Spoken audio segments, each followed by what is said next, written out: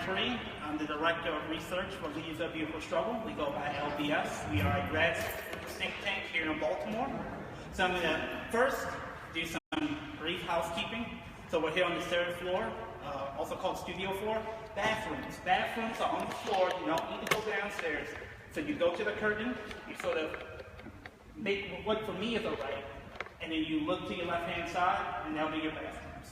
So thank you for coming out. We have an excellent presentation for you all. But briefly, I'm going to explain, for those who don't know, I know many of you do know, who LBS is and what we're doing here. So LBS, we started on the campus of Towson University in 2009. Group of folks who were on the policy debate team at Towson. It's an academic sport, travel all over the country. Very policy focused, so really using a unique style of debate that really forced the debate community to grapple with issues of race and racism in a way it never had before. And really using the Black radical tradition, academics, scholarship, aesthetics, hip-hop artists, and things like that, as a framework for policy analysis. And that style led to great success for many of the folks who are on LBS executive board in policy debate. In fact, over the past 10 years, there have been 10 Black policy debate national champions, and 6 of them are from Baltimore. So this is part of an intellectual innovation in its activity that made us realize something, that many of our opponents were folks who were at really affluent schools like Harvard, Dartmouth, Northwestern, and they go work in DC and work in these things called think tanks, where they literally get paid to think up the ideas that end up running the world. And no one was doing that for Black folks. So that was the idea behind LBS, as a think tank, something focused on policy, but from the Black radical tradition, from the perspective of working class Black folks, folks who had been in Baltimore City public schools, using policy as a tool for political and economic liberation for our people. So for the past 7 years, we've been working on issues statewide and throughout the Baltimore community. We're not a nonprofit. We made a very intentional decision to not be a nonprofit because of the nature of the political limitations that come with nonprofit status, and also a desire to really do directly political work. So we had people in our organization run for city council. We then began to work on issues related to lobbying for police reform back in 2013. And so we were active around the Baltimore uprising, and today we do a lot of work around issues of policing, but not just policing, education, economic development, and different variety of issues that impact the Black community. So if you're interested in supporting our work, we try to get a group of grassroots donors that will agree to give us $2, $5, $10, $15 a month so that we can continue to sustain our work. That's what we call them, sustainers.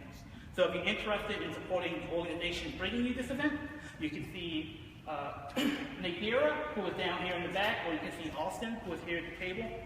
But enough about LBS. So today we have a very special treat for you all. You probably know today's presenter, Olu Butterfly, as a fantastic spoken word artist here in Baltimore, but she also has multimedia experience in terms of presenting Confessions of a City, Unsanitized Dialogue on Race, which will talk about the history of Baltimore, including its history related to slavery.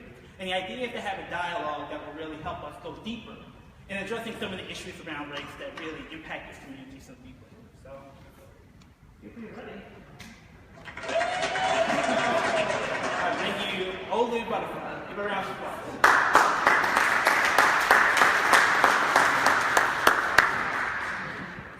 My brain contorts, working torques on synapse forks, my breath exhorts, tongue flips south to north, bringing forth new births. Creating new turfs of earth to rectify the dearth of worthwhile words. My name is Olu Butterfly, aka Gangsta Rainbow, and I'm very honored to have been invited by LBS and to be in front of you this evening. I don't know how it got to be November, but how y'all feeling? Y'all feel good? I want y'all to get used to talking because this is not actually a presentation, this is a dialogue. So with some facts that you may or may not have known already. So we're here to go in and be useful, basically.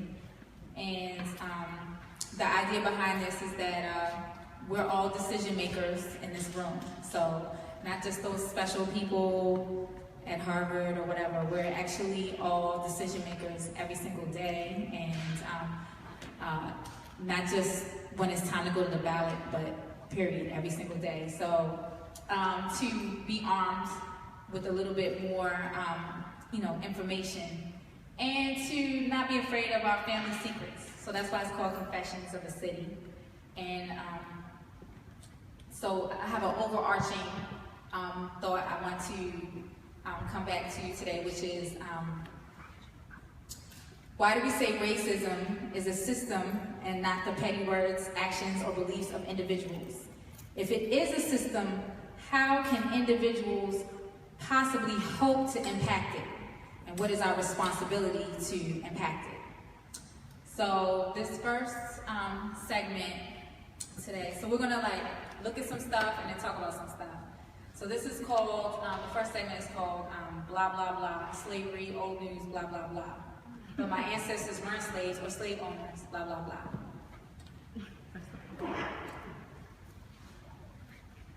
So, does anybody know who this is?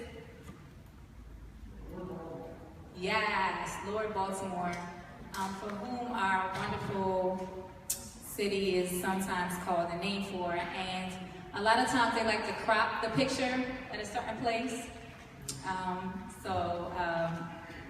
Just to be clear, he was a slave owner, and the original idea,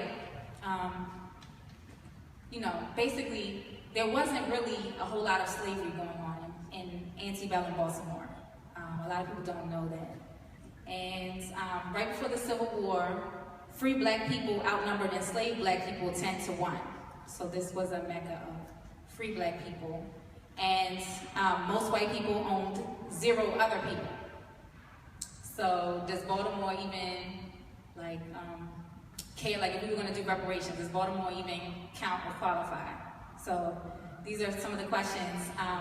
But of course it's more complex than that, right? Does Baltimore owe its very foundation and rise to be a major city, because it was and it is, to the legacy of slavery? So this is my main man, Lord Baltimore, and he was a slave owner. So the original idea was to do a bunch of tobacco around here. But another addiction won out. Does anybody know? I should have some gift cards, please. I'm gonna have lots of trivia, but anyway, does anybody know what addiction ended up being Baltimore's main thing? No, it wasn't tobacco. Somebody said it. Yes, sugar. Who in here, tell the truth, is addicted to sugar?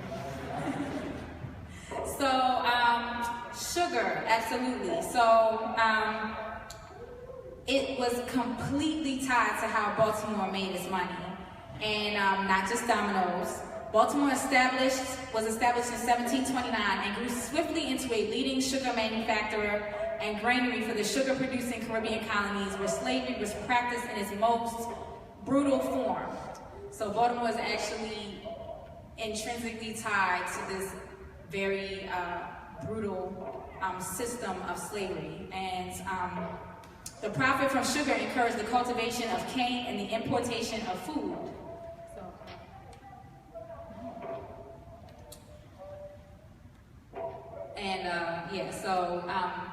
So much so that we know that it was a large reason why the Middle Passage was happening. They had to keep replacing people because of how brutal they weren't expected to live very long. They were transported and worked to death, basically. So, thank you, Baltimore.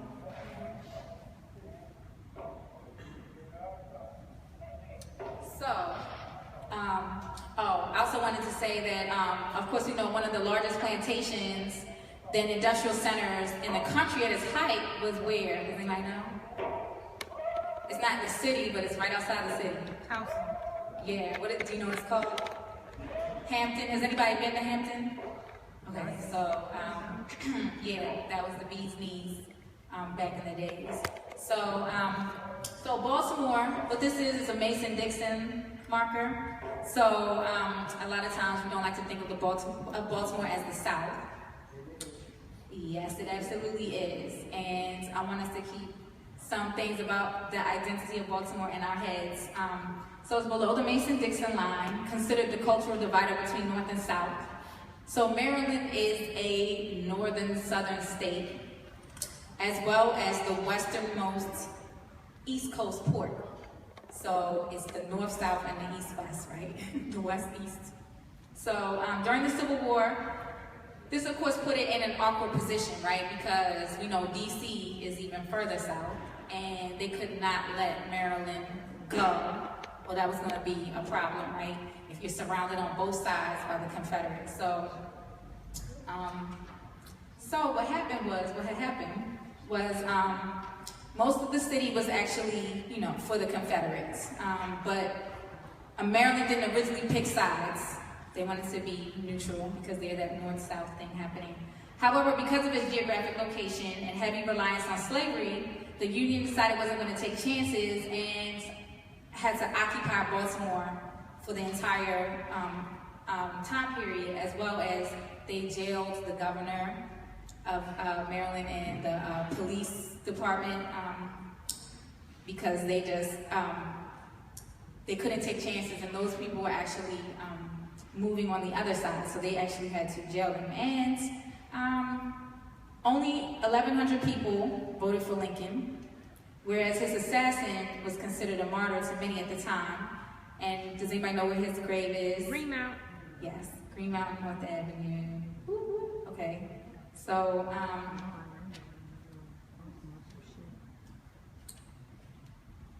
this was the free black capital of the United States.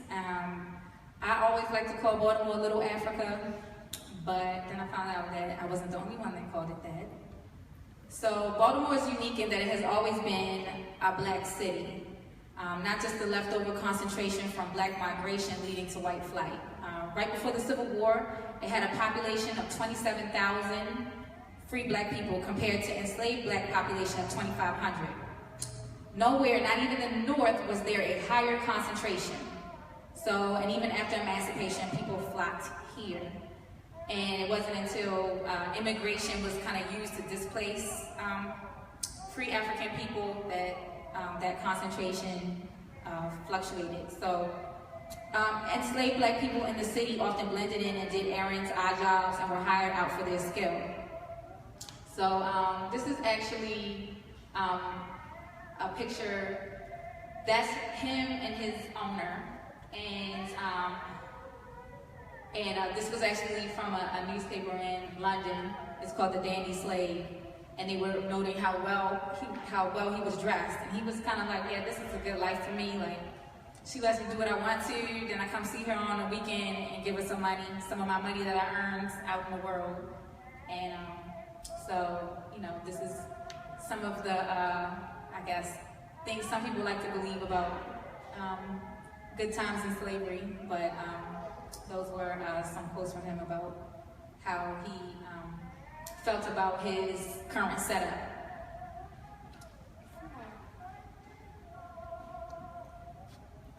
This is This is from a slave jail. There's only one piece of a slave jail, as far as we know, still standing. Meaning, there's probably many houses that don't know that they were slave jails, but so slave jails and the importance of domestic slave trade right here in Baltimore City. Even if there were not many enslaved people laboring within the city, the breeding and trading of people in the domestic trade was a huge source of income, right? So in states like Maryland, Charles Mackay, a visitor from Scotland, wrote just before the Civil War, "Slavery exists in its most repulsive form, for the owner having no use for superabundant Negroes to acknowledge, no duties or responsibilities toward them, but breeds them as he would cattle, that he may sell them at the best market. The owners have little compunction in selling the wife without the husband, or both without the children, according to the caprice or wants of the purchaser."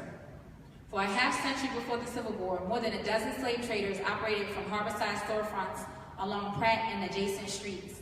So this one is from Pratt and Howard. So all along the harbor, there were slave jails. And of course, they advertised in what leading newspaper in Baltimore? Yes, that's where you could go and, you know, look up what was being for sale. And of course, it would be very casually listed, like, you know, we're selling some chickens and some leather and some people and a Negro.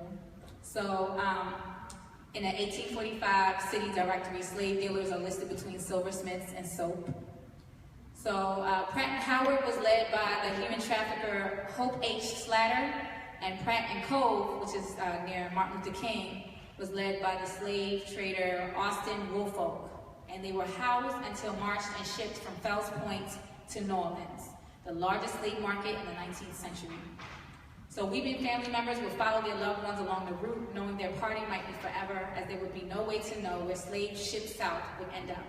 At that time, the city's leading slave trader was Austin Woolfolk. And so there is a remnant of one of the slave jails. Does anybody know where that is? Where the remnant of, because most of this stuff has been knocked down. So that would be the Baltimore City Detention Center, the Warden House.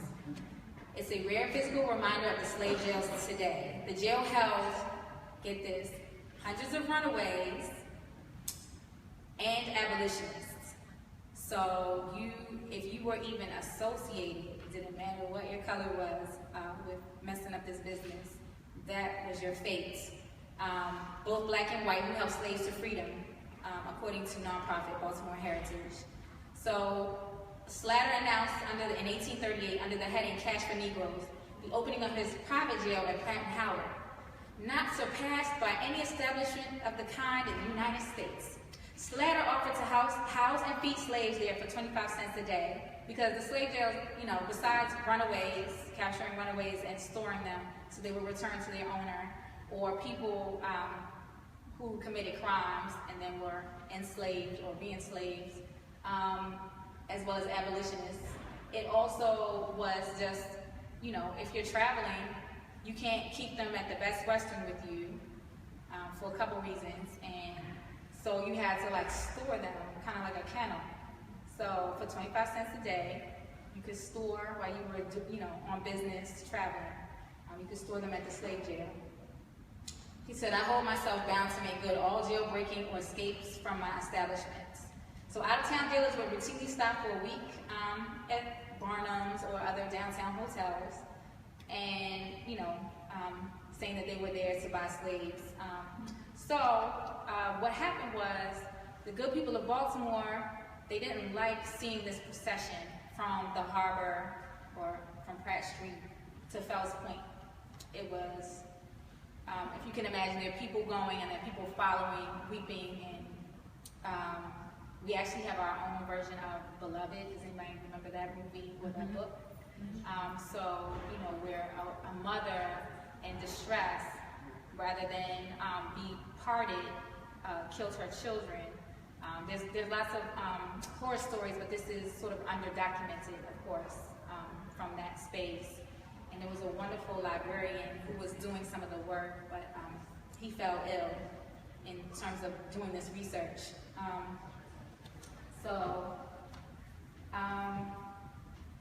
So people didn't like to see that. So the two different main leading human traffickers had their different tactics. So one would just make sure he did it at night, so it wouldn't offend people's sensibilities. And then the other would do it in covered wagons, so that people didn't have to see that. That seemed to be a trend across the United States towards when you get closer to the Civil War. People, slave trading, which was sort of everywhere on the sidewalks, kind of went indoors both to protect it, because it was an easy target for abolitionists and activists, but also because people were like, I don't like seeing that. So,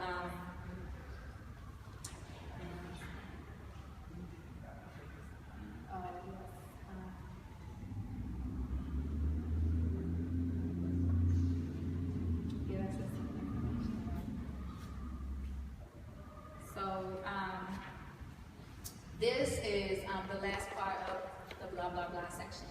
So, what was life like for free black people? So since this city was mostly free black people, what is slavery had to do with Baltimore City, we've been exploring that, but what was life like for somebody that was here? So this is a portrait by Thomas Waterman Wood, and what's rare is remember, this is a time when we have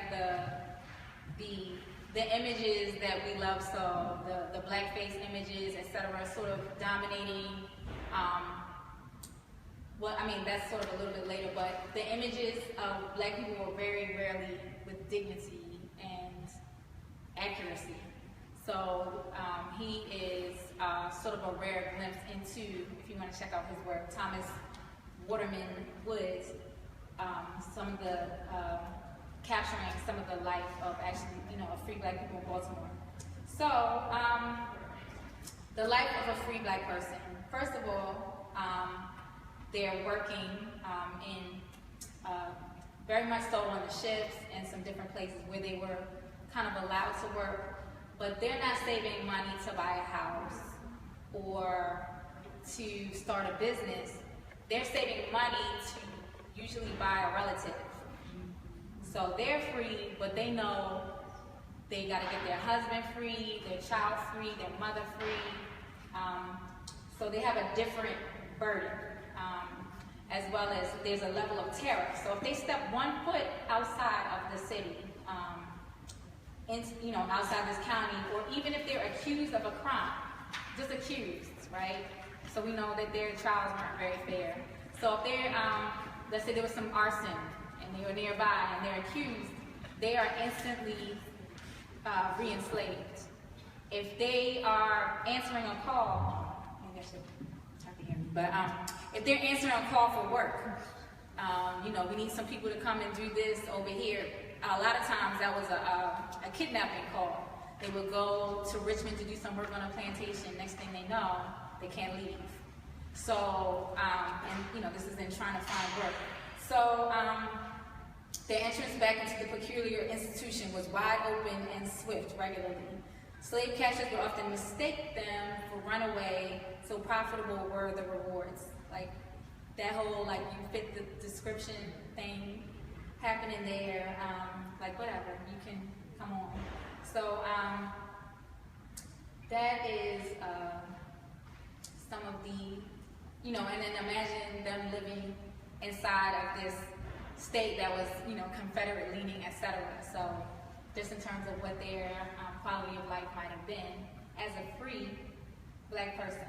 So, slavery provided the gracious lifestyle of the areas, meaning Baltimore City's leaders and builders. In a time when the United States was fragile, it helped to build this something out of very little. Slavery was more than free labor.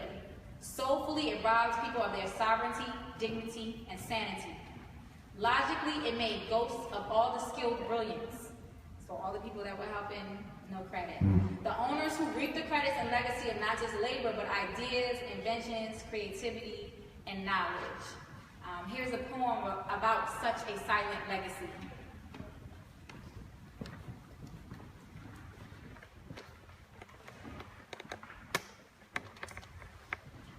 A person, a human, a woman, not a cell, a mother, a wife, a sister, not a cell, not an acronym, or a sample, or a test, or a subject. She's a matriarch of science, advancement, civilization, continuity of life, and genetic coding, breakthroughs, and bloodlines. Healing powers originate in her DNA. Henrietta lacks nothing, embodies everything, bearing burdens from 1920, bridging gaps since 1950, still solving problems and leading the world with ingenuity through this millennium, and in 2017, changing my life. Today, we cross paths like twisted fingers from Clover for good luck. She will not be forgotten. She represents all the Henriettas, Lorettas, Helens, and Larsons, Lanes and Larsons, Femi Lawal's, his mama, Jacqueline Sorrell's, my mama, Miss Johnson, Miss Thompson, Miss Taylor, Miss Walker, Ann Jackson, Ann Jones, from Blackstown to Lakeshore, city to suburb, and prints all blurred, unmarked gravestones engraved in our hearts when it hits home, like living in Baltimore, where Jesus is a marble statue, standing like a bookmark in a segregated city, arms spread wide, symbolizing the divide. A miracle happens when you least expect it, delivered from whom you least expect it, one who didn't plan on it, go to school for it, or simply couldn't afford it. Euphoric when you think about the power of God, the ability he gives man. Can't understand how every day We casually ignore some of the most important people in the world because we decide their insignificance. Like a ninth grader at Douglas High with low attendance and failing grades, half a parent, half a chance, and zero tolerance as he tries to cope with flourishing malls and universities being built right on top of him, buried with a backpack packed full of hatred and pain for ammunition. Insignificance is a multi-million-dollar industry, a medical revolution that wouldn't even exist without Deborah's mother, Sonny's mother, Lawrence, Zachary, and Elsie's mother. Who but God could have fathomed you being even more powerful outside of the confines of this planet? Who would have ever thought the meaning of mother begins with cell structure? We take it for granted. Generations to come must comprehend the value of what it means to live forever. Immortality comes from character, not a mutant gene or determined by prognosis.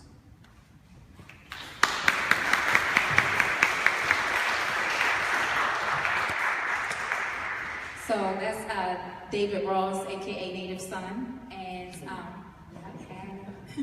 so this is where I forgot to tell you all that I'm not a historian. I just find these things very interesting and fascinating, and I was just like a regular person doing some investigation. And there may be people in this room that actually know way more than I do about a whole bunch of stuff that we're going to talk about, and that's what I want. That I want to have some nuanced conversation. So yeah, we didn't come just to watch me. So I want to kind of pose some questions, and we could hear each other. So I'm saying that because I don't think I'm gonna go around like Oprah with the microphone. But I want to. What is that? I don't think you have enough room. I don't got that much. It's not. They had to come up here. Yeah. So we're not gonna do all that. But so some of these things are quite complicated. So there's how Baltimore sees itself, I guess, as a maybe a liberal city or some different things, and then there's sort of the reality of its versus its reality, and how that kind of complicates some different conversations, including that dirty R word, reparations. So, you know, I'd like to maybe just, first of all, did anything kind of impact or stimulate you about anything that we just heard? And then if you want to express anything about what you feel like this means regarding like today and the legacy of Baltimore City, like what is its, I guess, responsibility to any of this information, and who, like none of those people are alive right now, right? So what is exactly the accountability that it has to what's going on now? You might want to say anything about, just respond to anything at all, actually. I feel like they just reiterated that nothing has really changed and it's still going. Nothing really changed. Maybe people can choose to, but I would love if you maybe stand up just so the people behind you could hear you. So she feels like nothing, or yeah, they feel like nothing really changed. It just, what you say? Took me form. Oh, just took a new form. Okay, there was somebody over here. My family's from Baltimore, and I'm from Baltimore, and I had no idea that we were a city that was forced to be on the north side. So learning that today was like pretty huge, because I've had conversations with my mom about how like, you know, Baltimore and Maryland was not part of the South, but like, I mean, anyone that's sort of paying attention to racial relations in Baltimore, like clearly we're definitely harboring a lot of issues. So to know that we were actually forced to be in communities, a really big important fact that I was not aware. So I really appreciate the name today. Yeah, I think I was awake during history class, but I didn't really hear any of this either.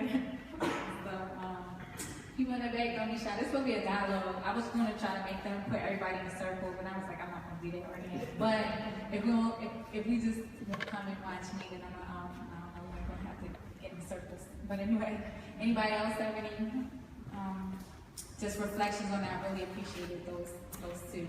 I have a reflection. I'm sitting behind the podium so you can't see me.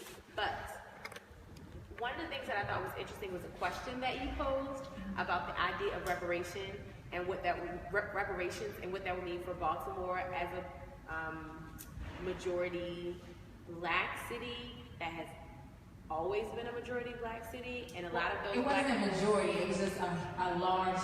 Well, as far as I meant majority free Black city. Okay. And how that will work with the conversation about reparations, because you had so many more Black people who were free here than enslaved, and so it wasn't roots. Yeah, it wasn't roots. So I don't know. Even though I knew that fact, I never connected that to the idea of a case for reparations in this city. And so I don't know. That is something that I feel like I want to sit with longer and figure out what that means and what that looks like. Well, I would think that it wouldn't really matter, because even though Blacks were free in Baltimore, all Baltimoreans are, this is not a city of all Baltimoreans. I'm not from there. I'm from Missouri. And that is the South. South Carolina. So, there are plenty of people here from areas that come from slave heritage. So I can't see how Baltimore would be cut out of reparations. That's what I'm saying. I just mean, But would they pay for it? Like, in other words, because that's the magical problem of reparations. That sounds like great that you should get something, but it's not coming out of my pocket, and I don't got nothing to do with that. So would Baltimore City have any, Well, it doesn't matter that Baltimore had a population of free Blacks. Its economy was built on slavery because its relationship to not only the Caribbean, but to Louisiana plantations and all of that. So they may have had a number of free Black people, but the whole infrastructure of Baltimore was also tied to slavery. Sure, that's how they got paid. I'd just like to add a contribution to that statement. I'm also a transplant, so I'm originally from Dallas, Texas, when I told them that, Texas must be so racist. I remember arriving here, being here, making a phone, and being so taken back at the amount, you made reference to this earlier, the amount of microaggressions and deep-seated racism that is very much in your face here.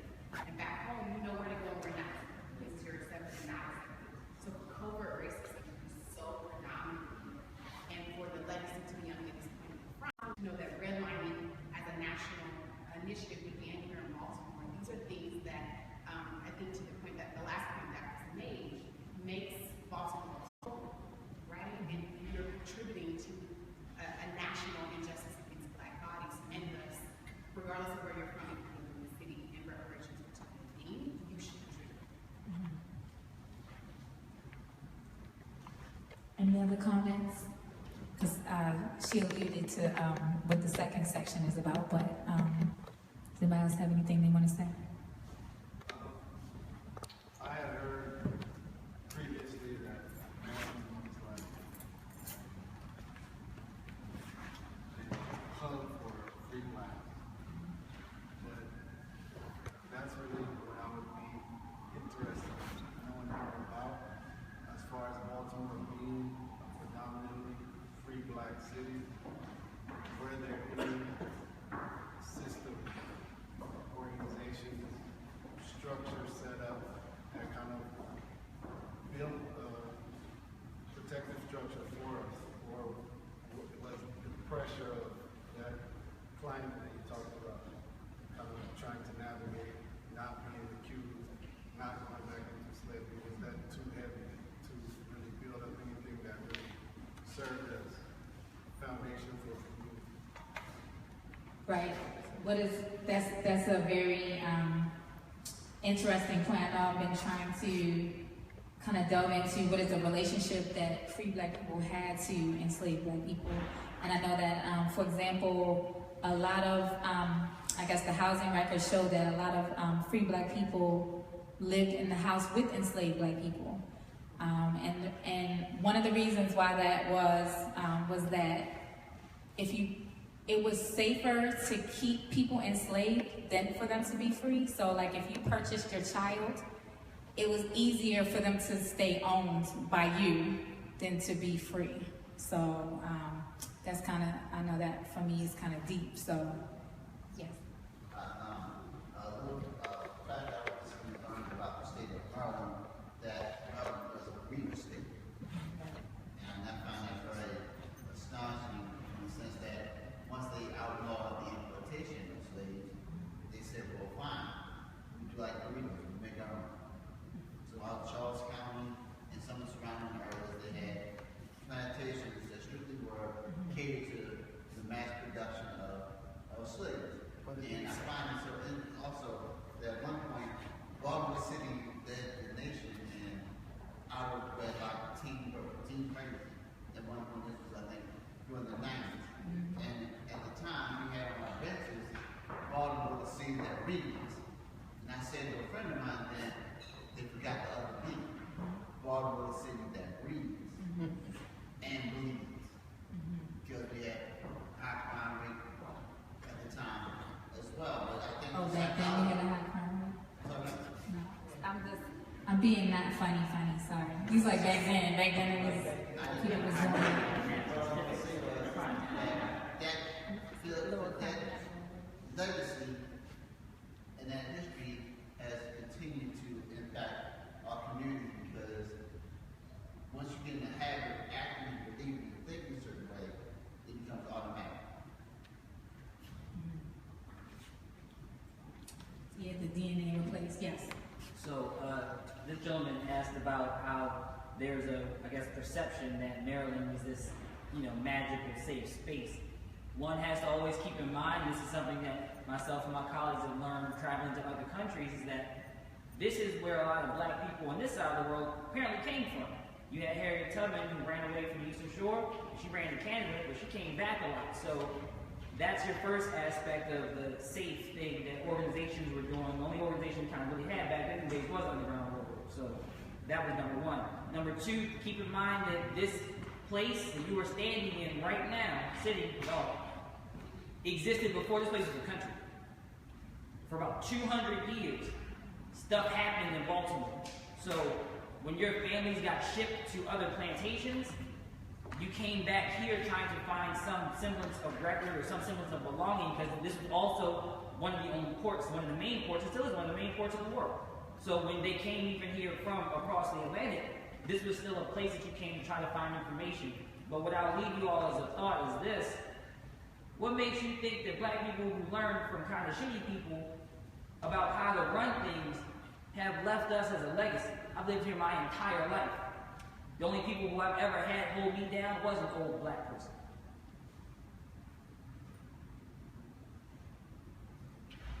So, what you're saying about the ports, this was definitely, I think, second to Ellis Island in terms of immigration.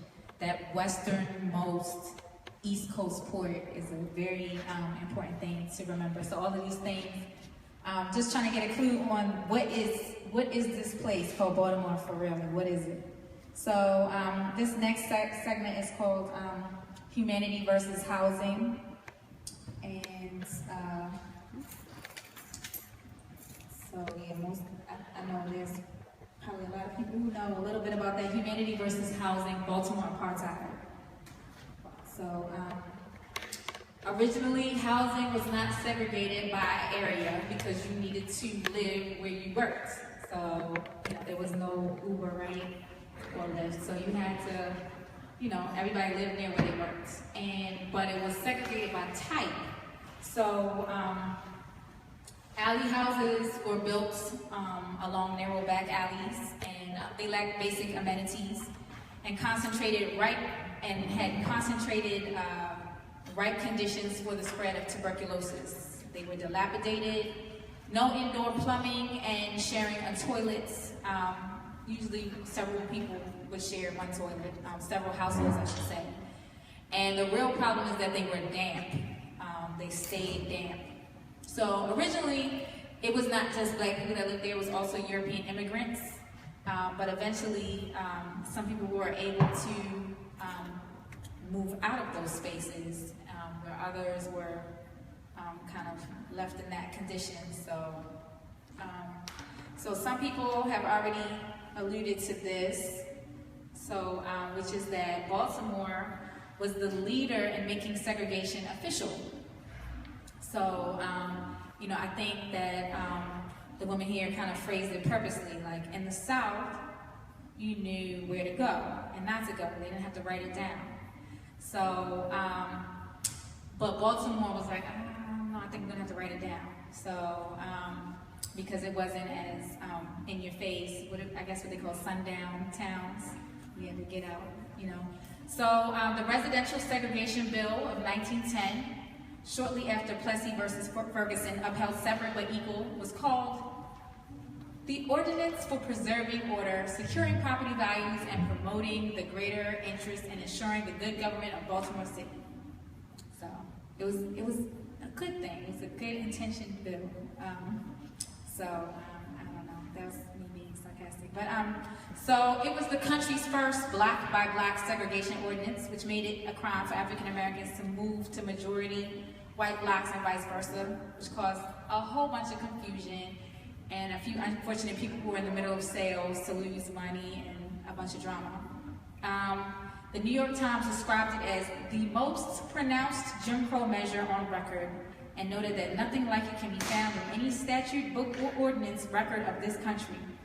So it continued to be enforced after the Supreme Court continuously struck it down.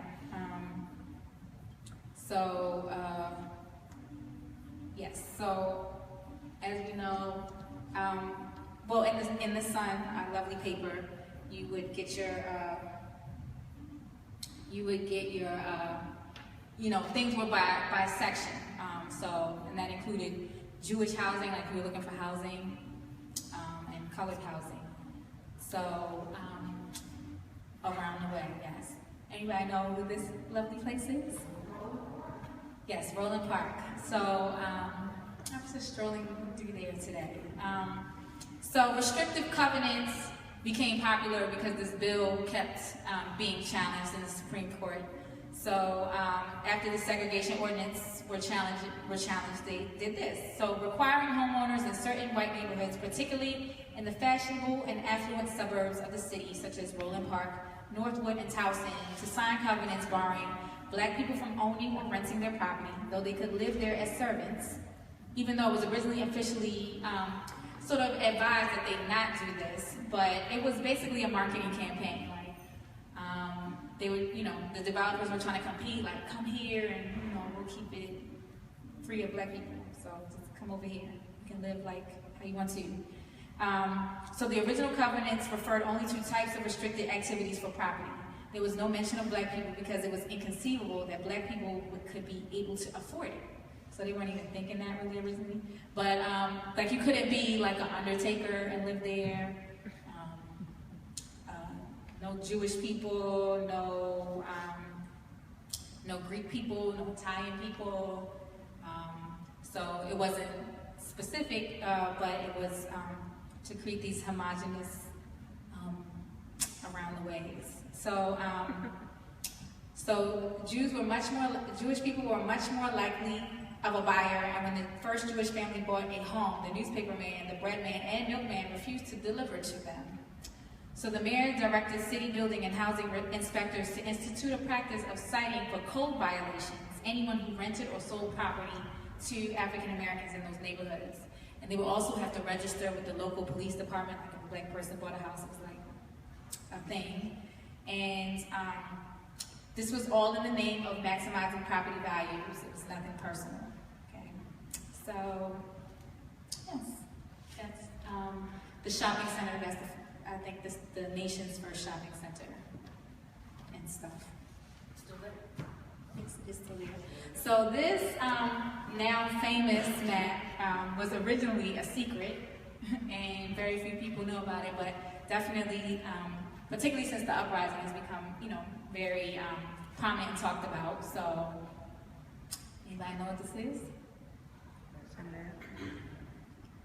Yes, the redlining map. So yeah, that was originally kind of a secret, as well as the covenants. I've been, had the pleasure in the name of this project doing some research, but, some of it was through them keeping accidental records. Like if you were trying to buy a house, like in Roland Park, they would kind of have like a detective kind of scope you out, try to figure out like who you were, what was your background, and they would have like little notes that they would keep. So they accidentally kept records on themselves. And that's why this is Confessions of a City. This was not all like public knowledge. So this is the 1937 Homeowners Loan Corporation map of Baltimore, the original redlining document in which the government determined which neighborhoods were worthy of mortgage lending. So as we know, that definitely affects everything as of today, and certain neighborhoods were intentionally disinvested, were considered risky. Now mind you, all of this is in the name of property values and risk, etc.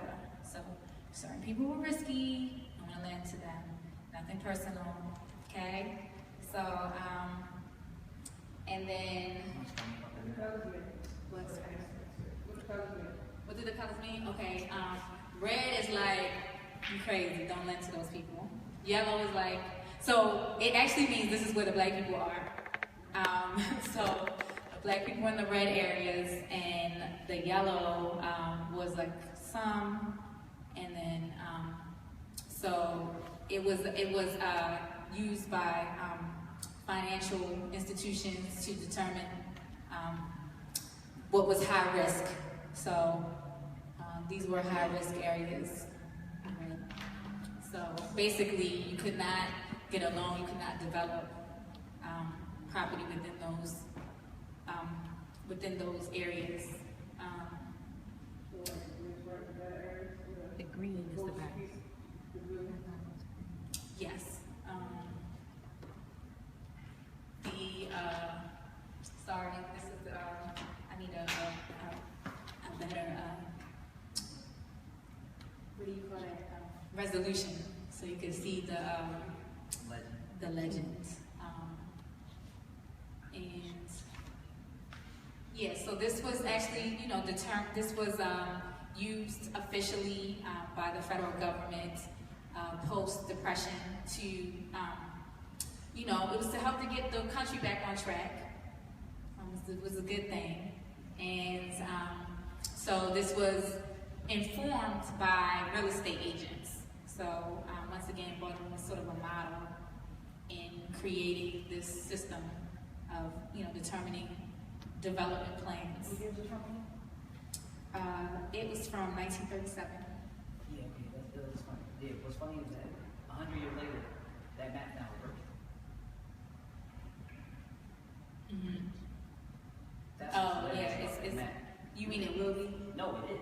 It's already like everywhere where it's read at is like high property. Okay.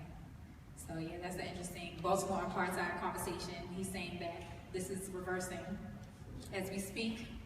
So Olu, just so you know, for that map, the green is considered the best. Blue is quote unquote still desirable. Yellow is definitely declining, and red is hazardous. And again, this is around like because black people are there. Thank you. The white, I don't think is That's not park. it's not developed, but it's like not what they're considering. Isn't that Drill Hill So Park? it's like boys from there. Drill Hill Park, Roland Park. Yeah, the white would be park. That's a lot of green space, but some of that is developable. So there's Clifton Park on the east side. Right. So some of that is like just like dense commercial. Let's watch. Right. So this is, I think, residential. No, I think. Yeah, this is homeowners. That gray area. So I think it's either parks or commercial areas. No, the gray area in the middle of the red there, that's where we are right now. That's exactly where we are right now. If I'm mistaken, yeah. That's where we're standing in. All that was in those factories. Like the sailcloth factory used to be on the other side of the city. There used to be a whole bunch of more like factory buildings down here, and this was here 40 years ago. At the time when that map was created, so the white around the map is stuff that wasn't developed, but the part in the center, you see lines going through it. The ledger has that as either undeveloped or completely industrial, so it wasn't considered residential at all. Like all the stuff by the water, all that's like 30 years old. None of that was there. It was all just port and factory. So that's why you had that. But now they consider that the white L, right? And so it, you know, when you look at this map today, they consider that like the black white butterfly affluent. versus the Yeah, white this is L. the black butterfly around it, and the white L is right in the middle, the most developed part and most expensive parts of Baltimore. So yeah, you know, quick Google search. Thank you. You're welcome. So, yes. So I know people might be familiar with this lovely road. Anybody know what that is? Yeah. Road to nowhere. It was supposed to be an expressway from downtown all the way out to the port and then stop Baltimore. And stopped there and that's what stayed until they tore that all down and it was developed for transportation.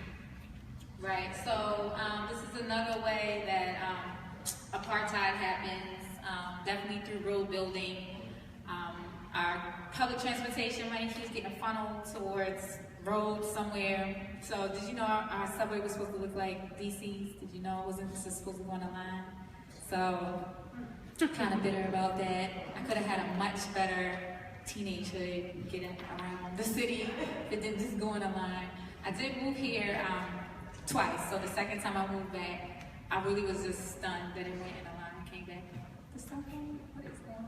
But yeah, so transportation is a big part of maintaining this apartheid. So road building from 1951 to 1971, 80 to 90% of the 25,000 families displaced in Baltimore to build new highways, schools, and housing projects were black. So there's definitely some fights happening. You know, we can talk about that for real, that are happening today regarding Baltimore apartheid. So I wanted to do an interesting kind of discussion, but I wanted to bring up Native Son to spark this off.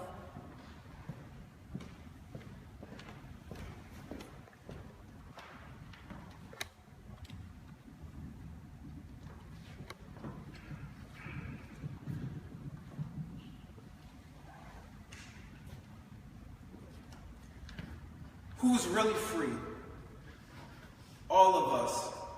Nothing but contemporary indentured servants, forever indebted. But slaves to who? We don't even know. We are brainwashed. We are genetically manufactured. We're kind of like me trying to do a pull-up. We are struggling for survival of the fittest amongst ourselves. Man destroyed everything and everyone but the color black. Just think. For years we've tried, just think. For decades we've robbed, conquered, just think. For centuries we've lied, oppressed, battled, segregated, dehumanized, humiliated. I mean, we redlined, hated, discriminated, but they just won't die. Now we can't erase these heinous crimes from our guilty minds. Can't wash the half-dried, still dripping blood from beneath our filthy fingernails. Old wounds, still fresh. Who's really free? How do you destroy something that's virtually indestructible? Idea, diamond crushed diamond, black crushed black. But wait, who's gonna buy? Who's gonna buy? Who's gonna excessively buy? The economy will die, and most importantly, who will entertain us? Who's really free? Where will immigrants open their carry-outs, mini marts, and liquor stores? Not over here. Who will set the trend? Who will try to be like us so that we can really be like them? Who's really free? How else would our fine policemen practice their new moves? As a matter of fact, what then will we do with all this empty prison space? Fill it with who? What? Us? Shit, who's really free after this? Chickens? Who's out of business? Newport, Nike, Mondawmin, Top Ramen, iced tea, lemonade? How are we going to get paid? At least we'll know who didn't drink all the Kool-Aid or Ciroc. What would we do if Diddy really did stop? The world would be in chaos from a blackout like this. Who's really free and or outside of the box? Poor or rich, housed or homeless, educated or deprived, dead or alive, European or African, Asian or Hispanic? Who's really free if you depend on me, if I hate you and you hate me? Who's free anyway if we stay this way? Who's free? Who's free? Answer me.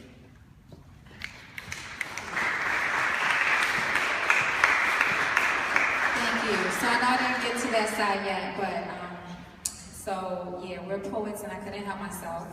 So what I'm giving you is something that's basically a lot of things. It's hard for some things to move forward, it's like move towards its obvious solutions because of these tensions. So what I've given you is sort of a poetic tension. So I want you to, I'm kind of doing it by row because that's how we're organized. I would love for it if it's at least 3 people, but some people are kind of couples, duos. But to, first of all, maybe figure out what this, what I've handed to you kind of means to you.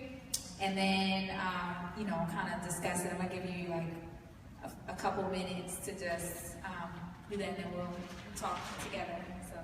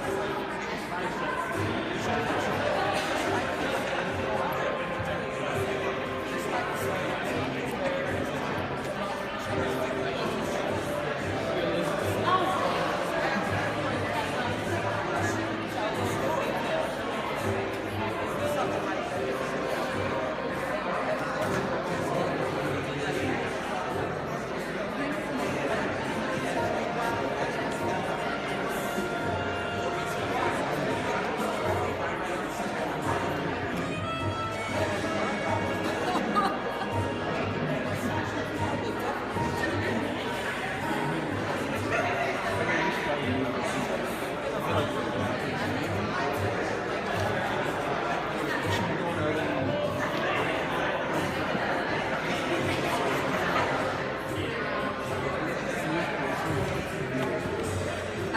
set my timer, but I forgot to press start.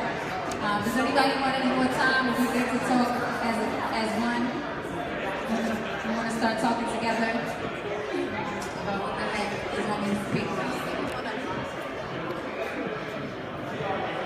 I'm gonna give y'all 2 minutes because some people look real down, but some people look really engaged. So I'm not. I'm being not part of the people. Okay, good. I have some people.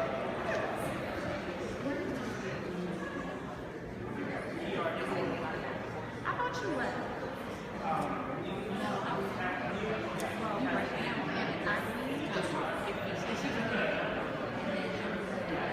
What you saying, like,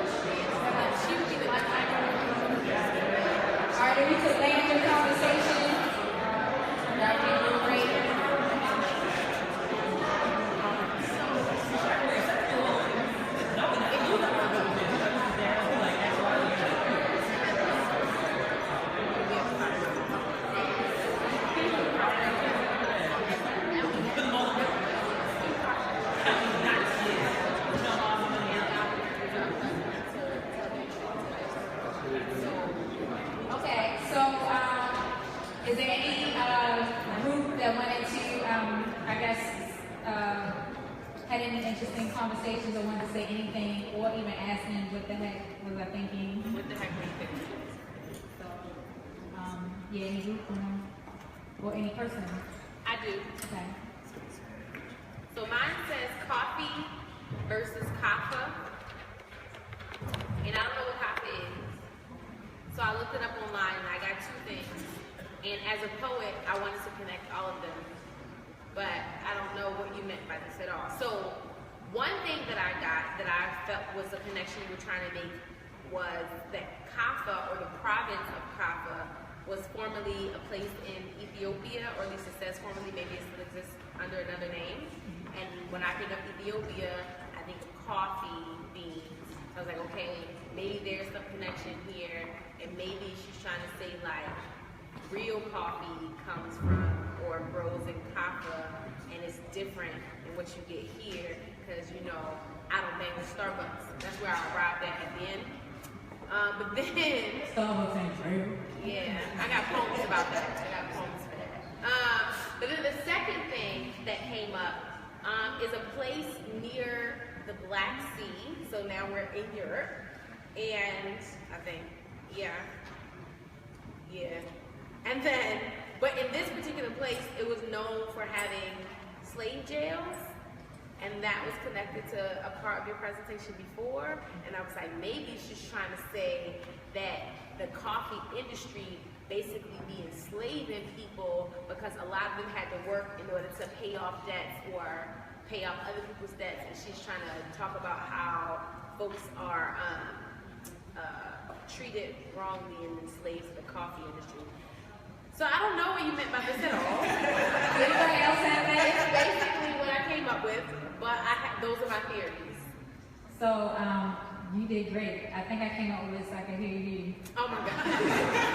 You had that too, or you wanted to say something? Go ahead. Yes, coffee versus coffee. Yeah, we have that too. So we came up with the, I mean, we cheated too. If you didn't want us to cheat, we should have told them. I mean, I'm open. That's the poet in me, not the mathematician. So, We cheated too.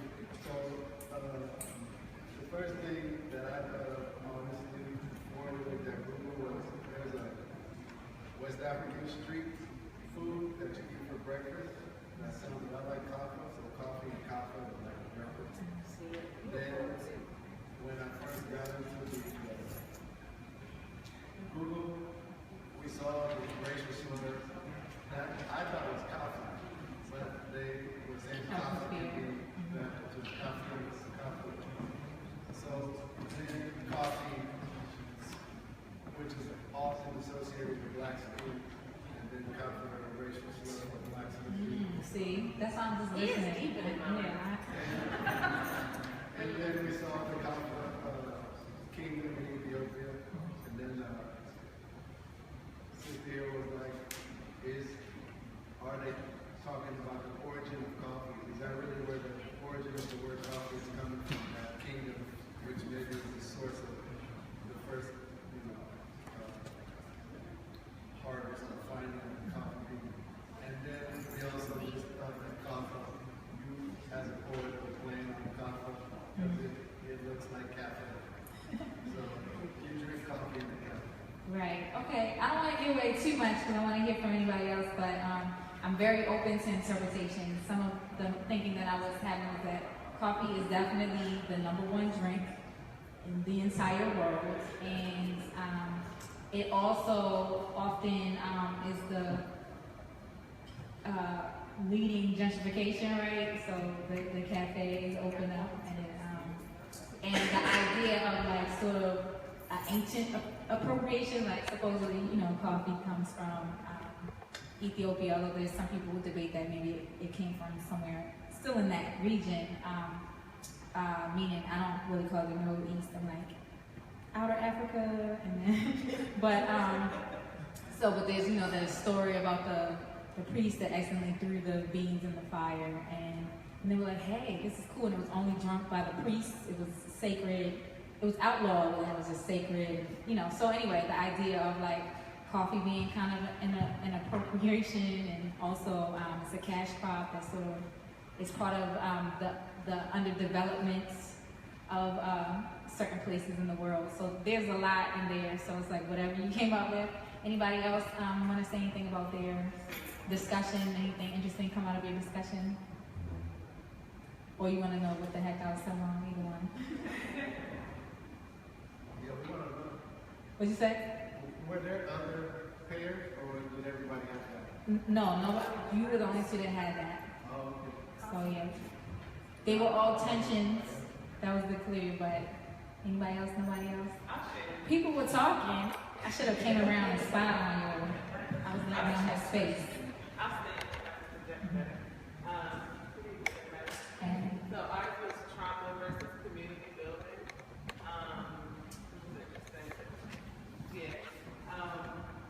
To me, in my mind, I thought it was like obvious, like hard balance to find between like building community when there's trauma already there. So that's one of the things we talked about.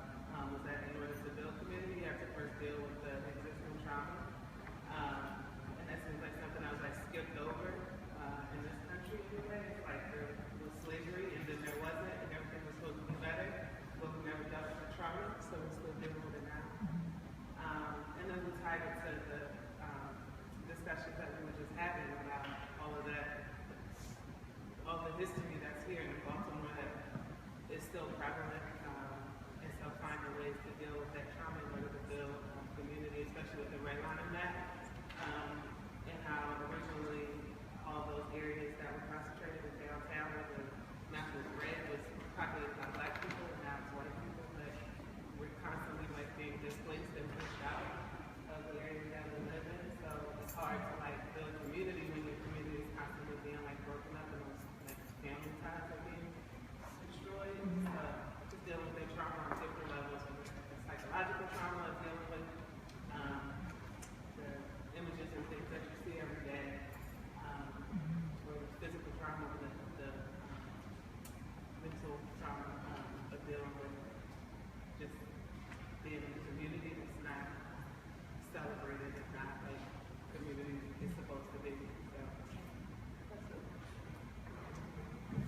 Thank you for mining all of that out of that. I feel like I just had this conversation yesterday. I'm trying to find a place to live, and so that leads into you're like where the whole discussion and renting versus buying, just a lot of different things, and then I want to dig in and do community building, and I'm not afraid of any area, but then I got 4 children, so I'm like maybe like what it means to kind of battle some systems. It means dealing with trauma. Like you can't take it for granted. You can't just be like, oh, we're gonna community build and it's gonna be cool and we're just gonna have cookies together and dance in the courtyard and all these wonderful things that I had in my mind that we're gonna do together. But so thinking about some of those things. It was a very real real estate conversation that I had yesterday. So anybody else?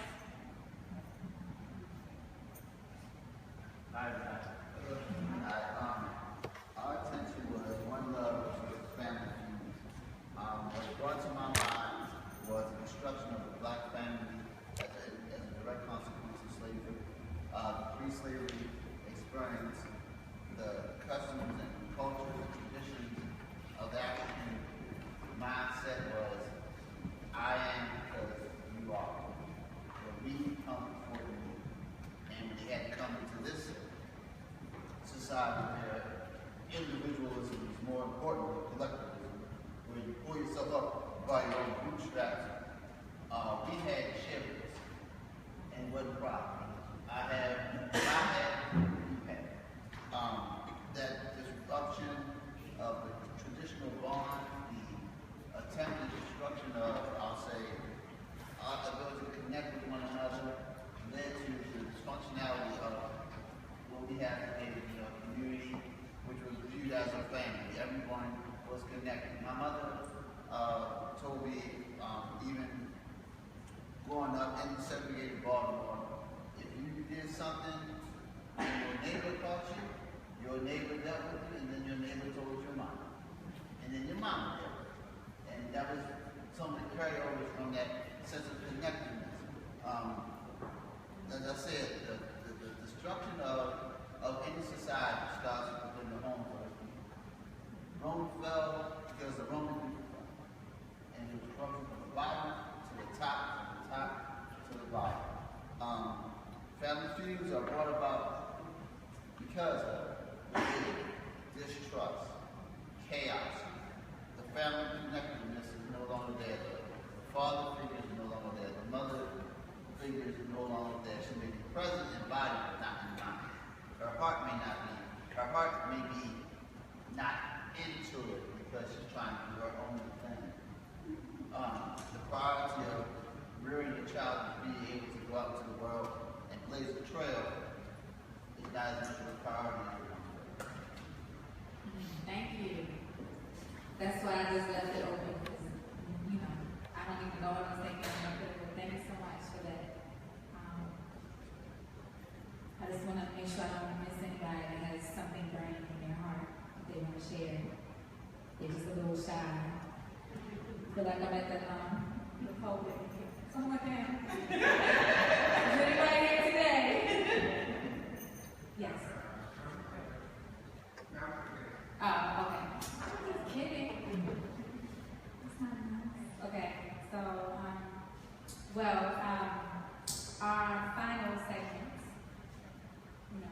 so if anybody wants to come back and see whatever they're going to say, that's cool too. And never open my head to it. But I'm open. But our final segment is called Set It Off. Uprising Acts.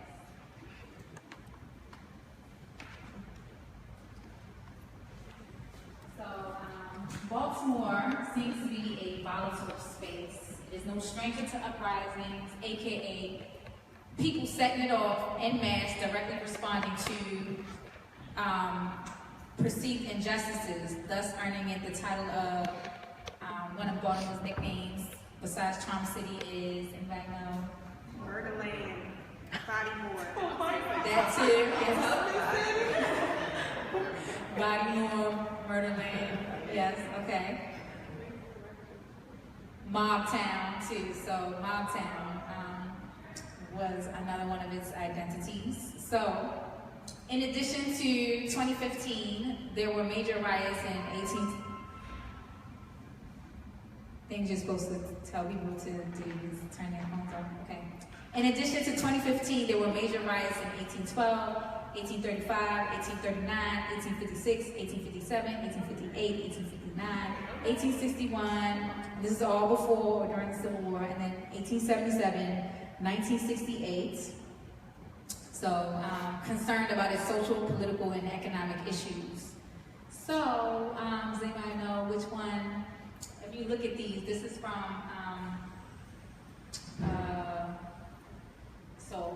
so one is 2015, right? One is from 1861, another's from 1877, which is the railroad labor uprising, and then one is from 1968. So, can you tell it? Do you see any similarities in these images? Bottom right is 1958. Mm-hmm.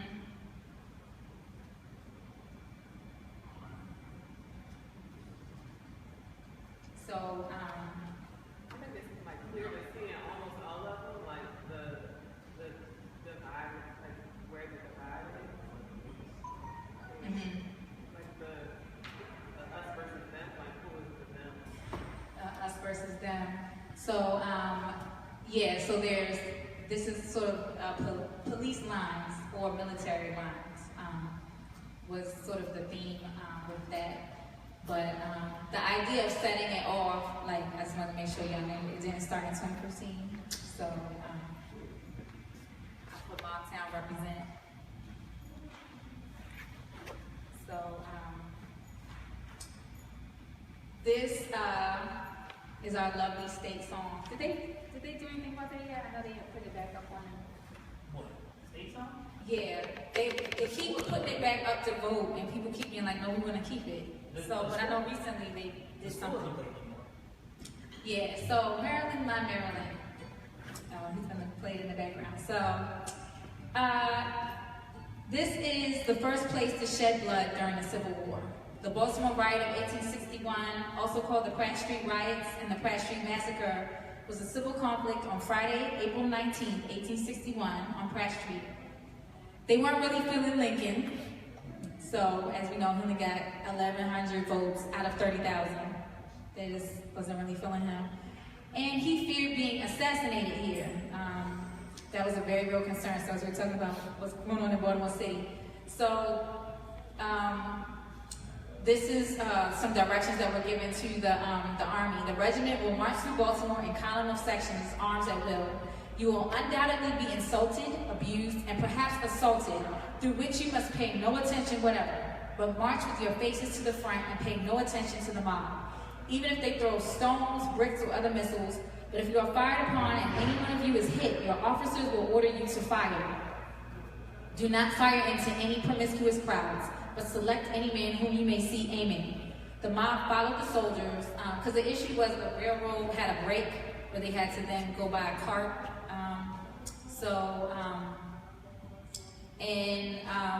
So the mob followed the soldiers all the way, breaking store windows, causing damage.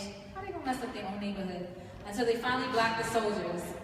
The mob attacked the rear companies of the regiment with bricks, paving stones, and pistols. In response, several soldiers fired into the mob, beginning a giant brawl between the soldiers, the mob, and the Baltimore police. So up until this point, the Civil War was just about like law and legal, just people arguing and debating. So Baltimore is what set it off into the straight up war that was the bloodiest, I guess, loss of life that the United States, as the country United States, has ever experienced. And so it was a giant brawl between the soldiers, the mob, and the Baltimore police. It was the Baltimore riot that pushed the two sides over the edge into full-scale war. And because then was shed the first blood in a conflict between the North and the South, and a step was taken which made compromise or retreat impossible after that. Everything got out of control then. So Lincoln subsequently had the mayor, police chief, entire board of police, and the city council of Baltimore in prison without charges, as well as one sitting U.S. congressman for Baltimore. So this was just somebody writing about the tyrant, meaning Lincoln, in support of the Confederate.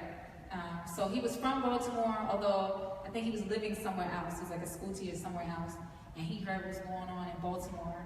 And his sympathy was with, you know, the rioters, which was not with the Union. So when this was made, Maryland, my Maryland's. So it's kind of interesting.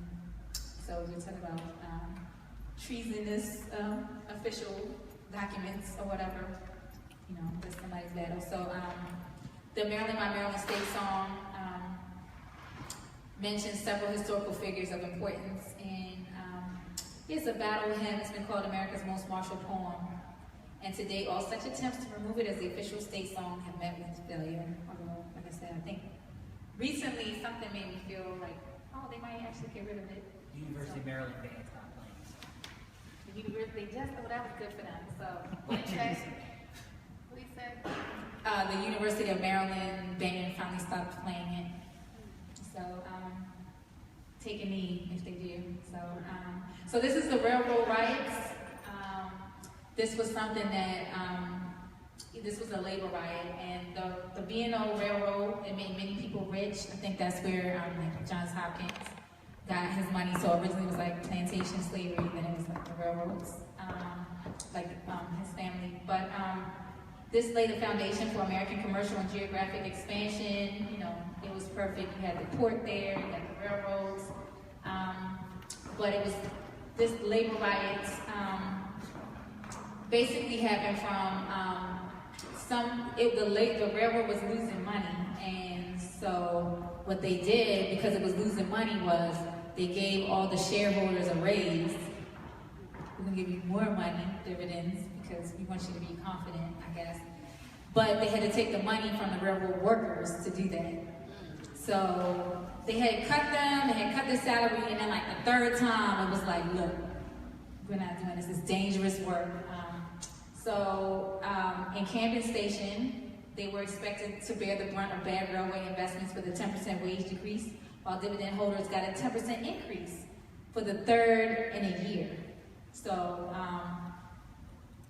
that gave them the opportunity to challenge. So this kind of also set off things all across the nation. That was pretty deep. What you said? You have a question about that? I might not be able to answer because I'm not a historian, but what's your question? Well, it was really more so for the audience. Okay. So she talked about redlining in the previous segment, and then this one speaks about the railroad workers. Does anybody in here know who make the railroads in this country? No? Who? They were a part of that social group. There was also work that was done by both free and enslaved black folk, and also the Irish people. The important part about that last set of group of people is that they lived in the Red Line area too. Because to be an immigrant coming over here from Europe, that don't make you a white person. It doesn't really make you an American. Right. Originally, it makes you an immigrant. Americans are very unique folk, and where we kind of like don't like nobody. So they made them live in Highlandtown, and most of them still live there. The thing about when you go to East Baltimore, those blocks, as I'm listening to all this, I have no idea where I learned this from. You know? Right, gentrification is also affecting that. I've known this stuff like my entire life. It was weird. But like I think about it, so the blocks of East Baltimore, they're comprised of basically individual countries almost. There are whole blocks of Italian people, there's whole blocks of Polish people, there's whole blocks of German people, and it was weird because these people kind of never interacted with one another. Everybody just stayed on your block, and that's where you have, over in East Baltimore, you have things like the Polish festival, and you have the Greek festivals and things like that, because they created their own cultures. Now it's very, very Latin and popular. I don't know if anybody lives in Highlandtown or in the Canton area, but it's almost entirely Salvadorians and Dominicans, so it's a very interesting concept to witness all this, because that was where they lived at, and it's kind of all looped around conversations. I was just curious. This is it. So, well, that was a comment, not a question, but thank you. Because I'm definitely not the expert. I'm looking for people to add on. So this is another metaphor between different uprisings. You can see the burning buildings. So that's from 1877, 1968, and 2015. And I had the pleasure of doing this presentation at a private school in the county and showing them some different things they didn't get to see on CNN about the uprising. So, to answer some questions about, why would people burn down their own neighborhoods, and, are they just, happy looters, or what's going on? So, this is, just some images, and it's kind of like, did we forget about this already? I know some of the funding has people already said, never mind. I call it CBS money, where they were like, we need to take care of certain neighborhoods and young people. Then it was like, never mind. So, is the Freddie Ray Center still called that? Freddie Ray Center? At the Empowerment Temple. Oh, okay, yeah. So just in terms of just what I want to do, I had a piece I wanted to share, but time is kind of small. And the main thing of just all of these pieces, why I put these 3 pieces together, because we could have talked about anything, was to have some momentum around Baltimore having a very unique identity. So that Maryland flag is also a compromise. It has a Confederate design and a Union design together, checkered. So, so this idea of North-South, East-West, free Black people and enslaved Black people, just all of these different, interesting identities all coming together to be like where we are today. So what is this thing? And what's possible. So I'm going to still I'm gonna share the beginning of this piece, but the main question I wanted to ask today is about what does this mean for us as policymakers? Everybody in here is a policymaker. So this is, I wasn't gonna really read this, but this is called Nat Turner, and it's something that I wrote during the uprising, so I'm just gonna read the beginning of it. When is a good time to sever the penis of your master who has been raping you? This is the poem you always feared, but I am only biting off Nat Turner. Now, I had a different plan, but whether I learn a Rachmaninoff concerto or land on the moon, you will despise me. The same as an armed robber. Your courts will lie on me, so just as you suspected, the earth is spinning on a tilted axis. A wound begins to heal through clotting platelets and fibrin, and we are scientifically mad as I don't know what. Enough to burn unholy testament to its micro-death. Bullets at your coffin. The anger will not heal with an election. We understand the true meaning of democratia includes a large population of strategically ignored enslaved uncitizens from ancient Greece until now. This anger has been waiting to be reunited with us and is the memory of Pangea, stubborn as an eye of fern. Thank God for the heathens, when churches were keeping us in solitary confinement from the liberating fist of ancestors and the titillating wink of Sirius B. I will not tell you much more, just that there's been a meeting planned between the plantation workers and the factory workers, those of us who have not been buried. It will remind you of what holds your world together. A riot ain't nothing but a whisper. This anger has been unemployed. We will excavate a pyramid of sadness to bring it out to the sun. We will teach war chants to our ovaries, mix gunpowder in the oatmeal. Just kidding. I will teach my children, 1, to love themselves unconditionally forever. 2, what you did and still be trying to do, that is a chemical reaction. I know how much self-love and the truth is enough to sabotage.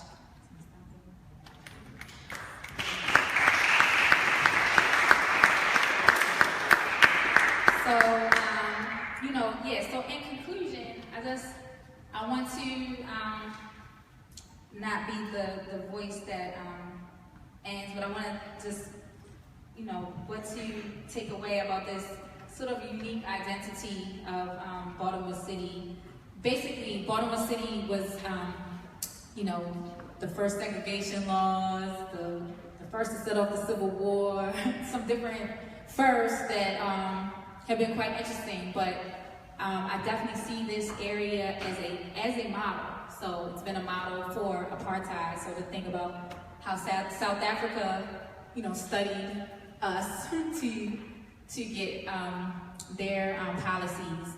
So what does that mean about, I guess, kind of what's possible regarding our identity and, you know, moving forward out of this space that we have found ourselves in. So, and back to my original question, which is that, you know, racism being a whole system, what is it that individuals can possibly do or even have the responsibility to do? But I'm very, you know, interested in this idea of like how Baltimore is unique, and what opportunity does that to close the night out, which hopefully is the beginning of some more stuff after today anyway. So.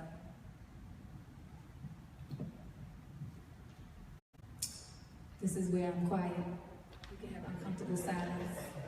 Yes.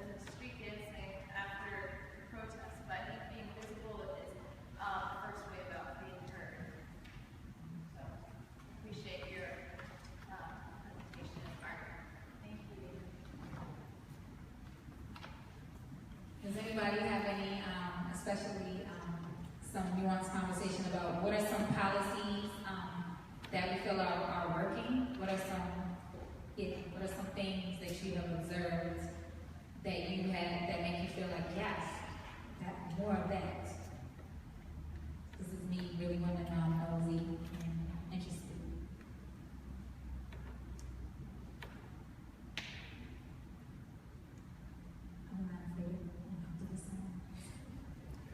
So everybody just goes to the ears, terrible, this thing. Or have we observed something? I mean, we're here with LBS, so I'm thinking that we might have some ideas about some things that could work and are working.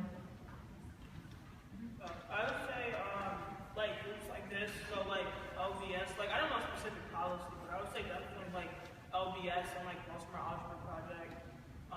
Like I'm not from here, but like me, like seeing like groups like this of just like empowered like youth is just like amazing. Like I know it's not policy, but like it definitely like does make a difference. And like if the city like put money like into like those two groups, like it'll just be like amazing. So more finding where it seems to be working among empowerment. What does yes. I was going to say, well, I'm in school of implant, and I like that term, but we're actually grounding our roots in Baltimore, so we're wanting to be more engaged and more involved in functions like this, and just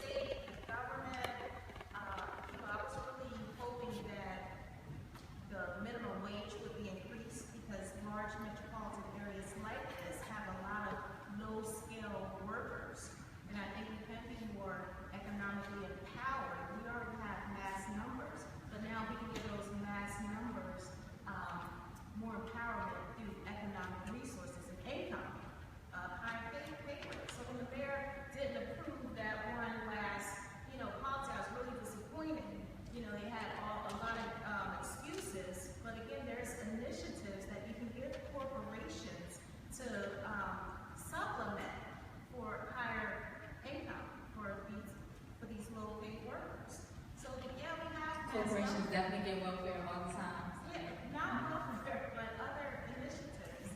And I'm a resident of Delaware. It works. It works.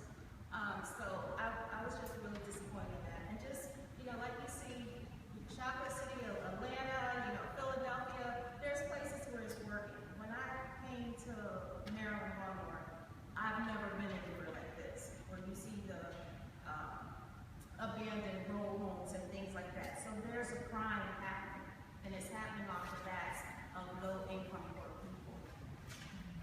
So that's what I'm saying. So I just wish that we would stand up for low-pay scale workers, because that is the majority of us. I see them every day. And I think it's, I don't know, it's about to get deep, especially as jobs really disappear with the, I guess, coming next industrial revolution, meaning even so-called higher skill jobs are being replaced by apps and artificial intelligence, etc. So what does that mean in general? I have some, I guess, real basic thoughts about maybe I'm into some simplistic things, because I'm thinking that it could be simple, but I know things are complex. So with the minimum wage piece, they raise the minimum wage, but then everything else increased, and then it's sort of like a game. So in terms of how do we get out of that game? So I guess it's sort of a surrounding question. That's the kind of things I try to think about. You're gonna raise this, but then it's still gonna cost. How can a person that's just a grown adult working buy a house today? Like they used to be able to, and they can't. So is it just as simple as raising the minimum wage, or is it sort of a deeper issue about how things have been gutted and the future is sort of sold? So I know that's sort of apocalyptic, poetic, but I don't think anybody has any comments about that. But anybody else? Anything else? I was thinking of a couple of things. In terms of policy, real education reform, I remember when I went to school that if you got below a C, you failed. Some kind of way the standards were adjusted and modified to where a D was a passing grade. You passed the course, but what job will hire you with a D average? What college will say, hey, we got thousands of dollars to give you to get a D? We have to do real education reform, raise expectations, raise standards, and challenge those in a position of educating our children to just that. Educate our children. It is not competitive if I got to take 10 of my friends in my classroom to share 2 books, and there are 20 kids in the classroom somewhere else with laptops and digital or online versions of the same book. It's not competitive. Separate but equal meant separate but equal, not 2 books here, everything you need there. That has to be challenged. In terms of employment, job creation, Baltimore's history as a port city made it one of the ideal locations for particular industries, among them the steel industry. My father worked at Armco Steel, and at the time he worked there, it took 10,000 men to run that place. After NAFTA and companies downsizing and relocating to other parts of Mexico, vital urban centers lost these industrial jobs that were jobs that where if you were not college material, you could still get a job and take care of your family. Pardon me. The loss of the shift to technology, if we're not keeping up and making sure we're keeping up with the changes, we're once again going to be left behind to create more economic disparities in the city. So my 2 issues are job creation policies, protecting the community's educational future, and this economic.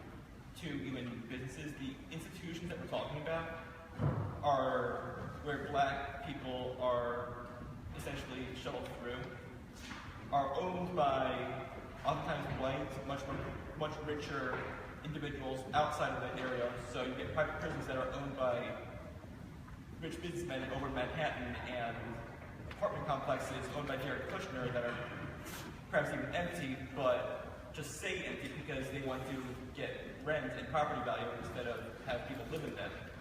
So the question that I'm gonna, I guess, ask, even though it's kind of late in the program, is to what extent it's possible to even reform these systems without a full-scale reorganization of who owns the prison, whether it's the community or the investment Manhattan, or who owns the housing, or who owns the school and the textbooks, and who owns various other institutions.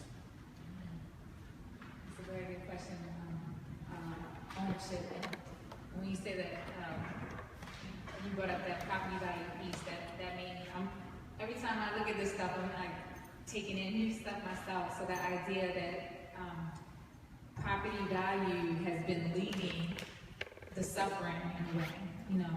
So from then to now, the idea of we're just trying to, you know, that stuff over people concepts is you know, definitely prevalent, and that sort of disrespect of people being the thing that kind of ties some different things together. From, you know, should the people be able to own, you know, so I don't know if there's people who have some ideas just practically about how they've seen some things work in terms of, you know, community policing, community, I guess, owned prisons. I don't know if there's any, are there any in the United States, community-owned prisons?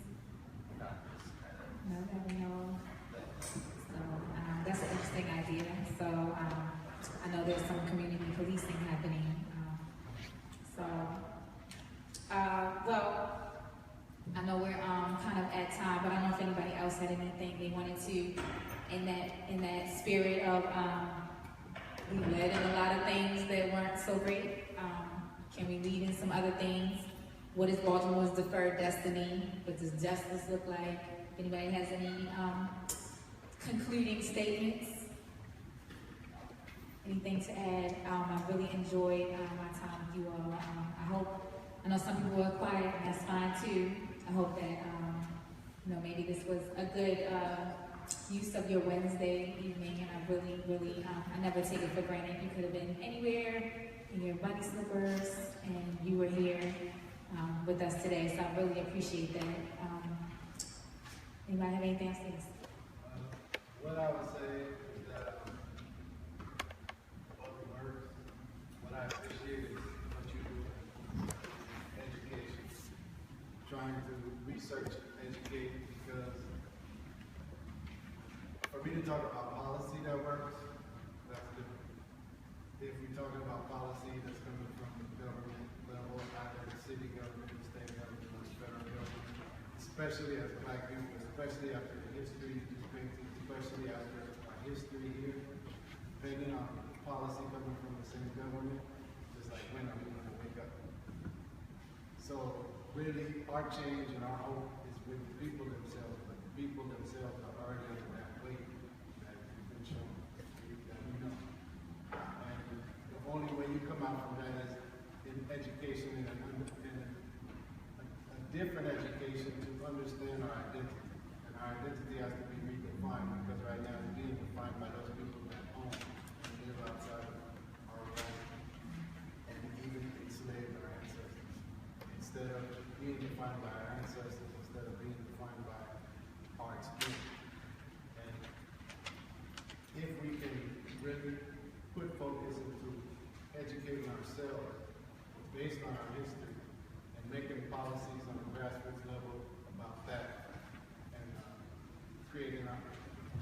redefining our identity based on that realistically to direct us towards the place that serves us. I mean, there are some organizations that are doing that, all grassroots organizations, even the brother up here in the yellow shirt, Ross Trent. I know he's taking youth to West Africa and West Africa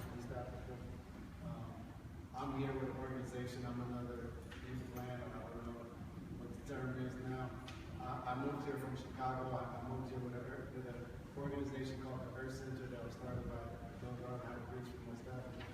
So these kinds of grassroots organizations that's really just coming to focus on educating ourselves on our identity and how we see ourselves. Because if we continue defining ourselves by what this policy has given us to continue to keep us in the place where we can be what your poem was talking about, democracy, that what the democracy needs from some people to be on the bottom, and we will always be on the bottom. Thank you. So I would like to, I don't know if you want to comment and anything. I just want to bring your attention to the survey that I passed out. I didn't bring extra pens. I was just really proud that I brought the surveys. But if you could please, because that helps me with the report. I'm really bad at parent reports. So it will help me, no matter what you thought about it, I'm really okay. I do need that paper. And, I mean, no, I hope that it was useful. I shouldn't say that. But whatever your feedback is, please take the time to really help me out. If you fill that out, you could just put it at this table on your way out. Oh, and I forgot to say, thank you to, I didn't say anything about my musical accompaniments, as well as Baltimore experts who have been through many of the things that we've discussed. So, yeah, I'll just hope for the comes to that too. That's way more important than anybody else. Okay, well, thank you, Destruction and DJ Dr. Dynamo. Thank you very much. So, you can like me or follow me in real life or on Instagram, Olu Butterfly, on Facebook, Olu Butterfly. And I have an event next Tuesday. He's helping me out to tell you all, so I can give you a flyer about that too. It's called Organic Soul Tuesdays, and it happens to be at the Motor House. Organic Soul has been going on for 16 years. It used to be a weekly event, now it's quarterly, and is just an opportunity with a live band at the time. So if you like good music or if you are a performer, absolutely would love to see you next Tuesday. Thank you. It's the kind of place like Jaguar, right, comes out to and get scamped and whatnot. It's a good time for like really like folks, other cousins. Yeah, so we've been blessed by having some different people like Joe Scott, etc. But what's really important is like you all, like you come. So that's it.